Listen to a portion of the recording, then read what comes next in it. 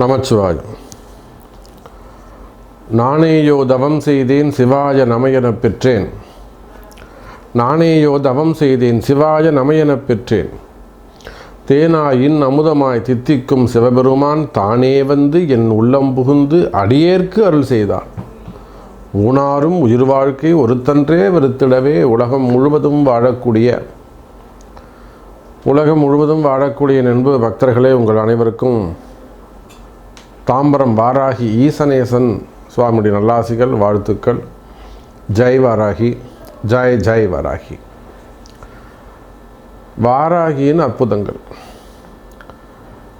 நிறைய கர்ம வினைகள், கர்ம தோஷங்கள், இந்த நம்ம பிறப்பை எடுத்திருக்கோம் அப்படின்னு சொன்னாலே அது எந்த ஸ்பிரிச்சுவலாக இருந்தாலும் சரிதான், எந்த மதமாக இருந்தாலும் எந்த தெய்வமாக இருந்தாலும் எல்லா மதமும் ஒரு விஷயந்தான் சொல்லுது. இந்த பிறவி, இந்த பூமியில் நீ பிறந்திருக்க அப்படின்னா, பர்த் ஆகிட்ட அப்படின்னா சம்திங் கர்மா பாவதோஷங்கள் உனக்கு உண்டு. அது இங்கேயே காலி பண்ணிவிட்டு தொடச்சிட்டு சுத்தமாக சேரு. அப்போ தான் உனக்கு பிறவாமை என்னும் பெருவரம் உண்டுன்னு சொல்லுது. அப்போது ஜென்மாந்திரத்தில் நாம் செய்த பாவங்கள் அல்லது புண்ணியங்கள் ரெண்டுமே வச்சுப்போம். புண்ணியங்கள் நிறைய இருந்ததுன்னா நம்ம நல்லா இருக்க போகிறோம், நம்மளை யாரும் ஒன்றும் டிஸ்டர்ப் பண்ண போகிறதில்ல. பாவங்கள் இருக்கிறதால தான் நிறைய கஷ்டங்கள் வருது. மன கஷ்டம், மனக்குழப்பம், மெயினாக ஹெல்த் இஷ்யூஸு, உடல்நிலை ஆரோக்கியம் இல்லையா, நிறைய நோய்கள் படுத்தி எடுக்கிறது. ஒருத்தர் நல்லா சம்பாரித்து ஒரு பீரியடில் பீக்காக இருப்பாங்க, அடுத்த ஒரு 10 வருஷத்தில் சேர்த்து வச்ச எல்லா காசையும் செலவு பண்ணிவிட்டு ஓட்டாண்டியாக நிற்பாங்க.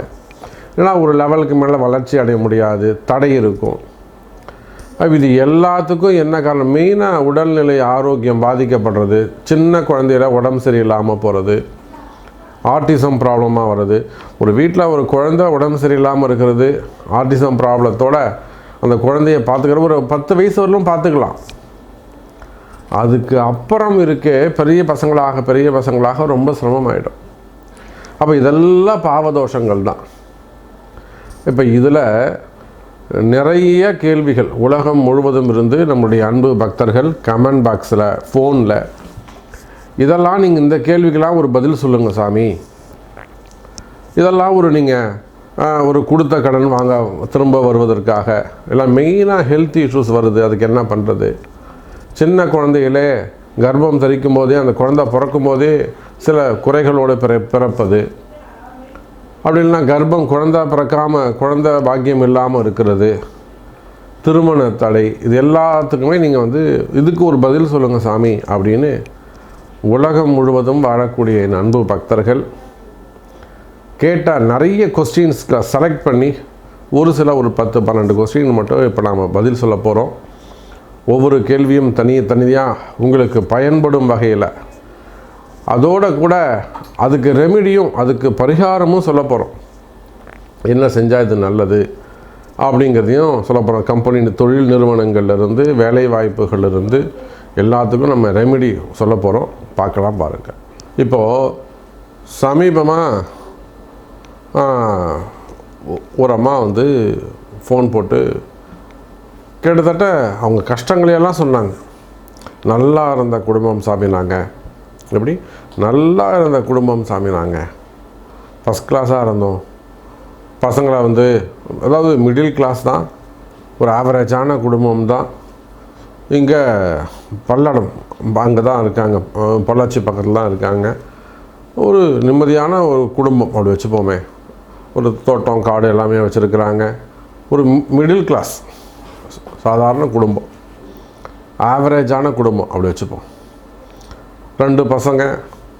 அதில் திடீர்னு அவங்க வீட்டுக்காருக்கும் கொஞ்சம் உடம்பு சரியில்லாமல் போயிட்டு ஸ்ட்ரோக் டக்குன்னு அவங்க படுத்த படுக்கை ஆயிடுறாங்க. அதே போல் பசங்களுக்கும் அடுத்தடுத்து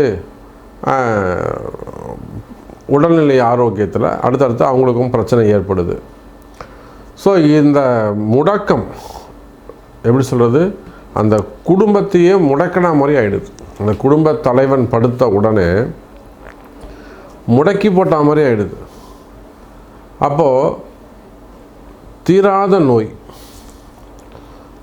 ஒரு குடும்பம் நல்லபடியாக இருக்குது, கடவுள் கொடுத்து அவங்க கடவுள் என்ன ஆசீர்வாதம் பண்ணாங்களோ, கடவுள் என்ன கொடுத்துருக்கிறாரோ அதெல்லாம் வச்சு நிம்மதியாக வாழ்ந்துருக்கிற குடும்பம் திடீர்னு ஒரு நாள் ஒரு விபத்து ஏற்படுது, அப்படின்லாம் ஒரு கீழே விழுந்துடுறாங்க, அப்படின்லாம் சின்ன ஆக்சிடெண்ட் ஏதாவது நடக்குது, இல்லைன்னா திடீர்னு ஒரு நாள் அப்படியே நல்லா ஓடிட்டே இருந்த குழந்தை, ஆடிட்டே இருந்த குழந்தை டக்குன்னு போய் படுத்துக்கிச்சு, உடனே அதுலேருந்து பிரச்சனை ஆரம்பம்.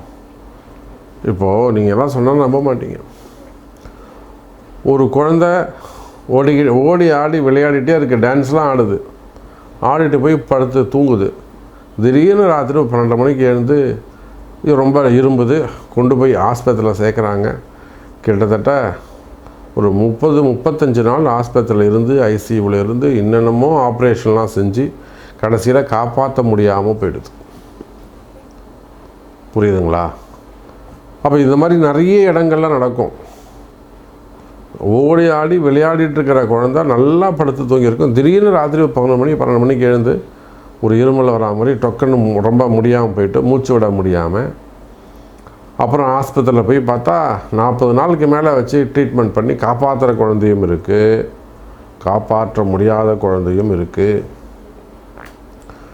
இது குழந்தைன்னு இல்லைங்க, இந்த மாதிரி ஒவ்வொரு குடும்பத்திலும் பெரியவங்களுக்காக இருக்கலாம், ஆண்களுக்காக இருக்கலாம், பெண்களுக்காக இருக்கலாம், பிள்ளைகளுக்காக இருக்கலாம். அப்போ யாருக்காக இருந்தாலும் திடீர்னு ஒரு வீட்டில் இந்த மாதிரி ஒரு முடக்கம் வருதா, திடீர்னு உடல்நிலை ஆரோக்கியத்தை வச்சு அந்த குடும்பம் ஒரு கஷ்டத்துக்கு உள்ளாகுதா, மீள முடியாத ஒரு துன்பத்துக்கு ஆளாகுதா, அடுத்து என்ன செய்யறதுன்னு தெரிய முடியாமல் இருக்கா, குழப்பமாக இருக்கா, எந்த கோவிலுக்கு போகிறது, என்ன வழிபாடு செய்யறது அப்படின்னு தெரியாமல் இருக்கா, இதுக்கெல்லாம் என்ன காரணம்னா ஒன்று எல்லாமே பாவகர்மா தான். ஜென்மாந்திரத்தில் செய்த கர்மா விதி. இதுக்கு யாரும் இப்போ சமீபமாக நீங்கள் யாருக்கிட்டையாவது சண்டை போட்டிங்களா, இல்லை தெய்வ குத்தம் ஏதாவது செய்யக்கூடாத விஷயங்களை ஏதாவது செய்தீங்களா, முறை மாற்றி செய்தீங்களா, இல்லை மெயினாக இதுதான் ஒரு தெய்வ குத்தம் இருக்கும்.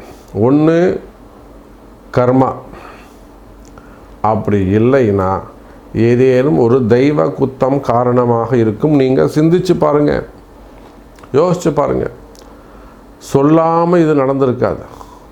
அப்படி பாவ கர்மாவாக இருந்தால் கண்டிப்பாக உங்கள் பிறப்பு ஜாதகத்தை கொண்டு நாம் அதை சரி பண்ண முடியும். நீங்கள் கஷ்டப்படணும்னு அவசியமே இல்லை. உங்கள் வீட்டில் அது மாதிரி ஒரு விபத்து நடந்திருக்கு, இல்லை ஒருத்தர் உடம்பு சரியில்லாமல் இருக்காங்க, படுத்த படுக்கையாக இருக்காங்க, அவங்க எழுந்து வந்தால் தான் உங்களுக்கு வாழ்க்கை. உங்கள் மனைவியோ உங்கள் கணவனோ கண்டிப்பாக காப்பாற்றலாம். உங்கள் ஜாதகத்தை, அவங்களுடைய ஜாதகத்தை வச்சு சூப்பராக நம்ம அவங்கள சரி பண்ணிடலாம். அது முடியும், பரிகாரம் உண்டு. ஆனால் தெய்வ குத்தம் இருக்குமே ஆனால் அதை நாம் பிரசன்னத்தில் தான் கண்டுபிடிக்க முடியும். பிரசன்னத்தில் தான் நாம் கண்டுபிடிக்க முடியும். அப்போ ஒரு வீட்டில் இந்த மாதிரி ஒருத்தருக்கு உடம்பு சரியில்லாமல் போகுது அப்படின்னு சொன்னாக்கா 2 காரணம்தான். ஒன்று தெய்வ குத்தம், இன்னொன்று பாவகர்மா. இதை எப்படி நாம் சரி பண்ணுறது?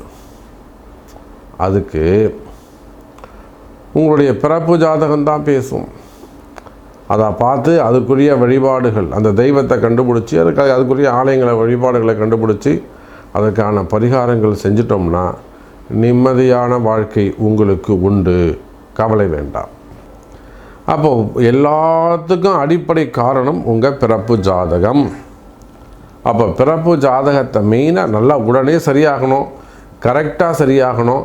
இந்த பிரச்சனையில் இருந்து நீங்கள் வெளியில் வரணும் அப்படின்னு சொன்னால், இந்த பிரச்சனையிலிருந்து நீங்கள் வெளியில் வரணும் அப்படின்னு சொன்னால் கரெக்டாக வரணும்னா அதுக்கு உங்கள் பிறப்பு ஜாதகம் தான்.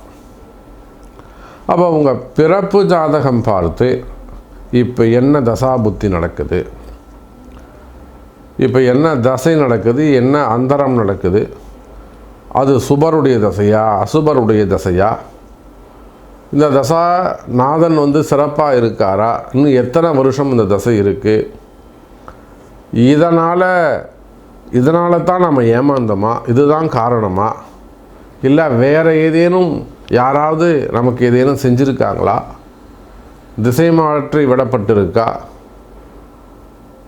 இந்த எல்லா டீட்டெயில்ஸும் உங்களுடைய பிறப்பு ஜாதகத்தில் தான் கிடைக்கும்.